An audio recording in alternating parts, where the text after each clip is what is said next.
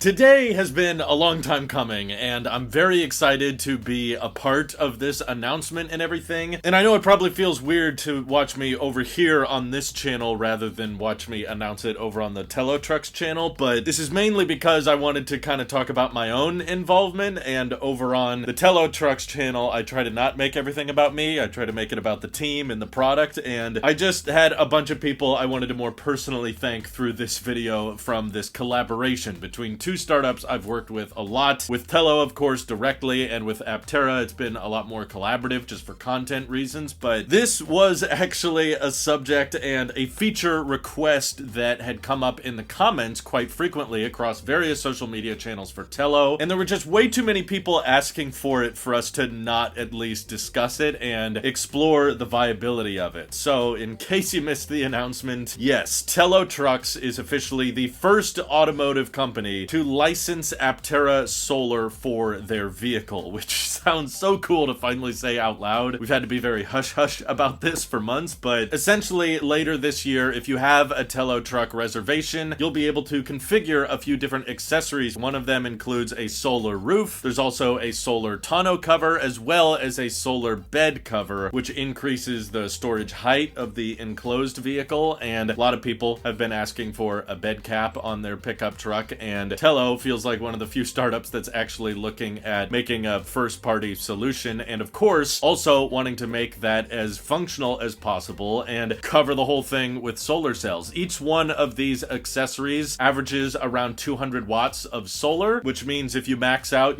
both the tonneau cover and the roof, you're looking at around 400 plus watts of solar capability on your all-electric mini truck. And I wanted to explain some of this announcement on my own personal channel because of the significance of this collaboration for me. It's very exciting. As a huge fan of Aptera and as a huge fan of Telo, there could not have been a more exciting time over the past few months of me kind of helping introduce these companies to each other and basically be a fly on the wall during a lot of these meetings and been like, hey, Forrest, my boss, meet Steve from Aptera. And I have to give massive props to Chris McCammon, my good friend who is in charge of all of Aptera's content. He's kind of the marketing guru over there. Of course, another redhead running an EV startup's content. We go way back, and he's just been extremely helpful and very much crucial to getting this collaboration started, and I don't think this would have happened without him, so I want to give massive props to Chris for allowing the channels of communication between the two companies to officially open up. He's always been so responsive anytime I have a question or want to schedule a meeting or something like that. He's just always so quick to respond. And I also publicly would really like to thank the co-founders over at Telo being so open to just their head of content, who was originally hired to help with social media and edit videos and post content for the Telo truck community to engage with. I'm so thankful that they were willing to hear me out on product ideas, and they've really given me a ton of creative control that I just did not expect to have when I first joined this company. I was really not anticipating that they would actually go for this, just because I thought I'm just like the young content guy. I'm just supposed to be the video editor, and I came to them with this idea. I was like, hey, look, I'm reading a lot of comments that are saying people want to have solar on the truck, even though, yes, we're all aware this is not going to add a ton of range back into the battery pack. This is not like the Aptera vehicle that's looking to add 40 miles of range per day, but there are still a lot of functional reasons people want solar cells on their electric vehicles, especially when it comes down to fleet buyer applications. There's been a lot of commercial interest in the Telo truck from fleet operators, and those types of customers are oftentimes not driving,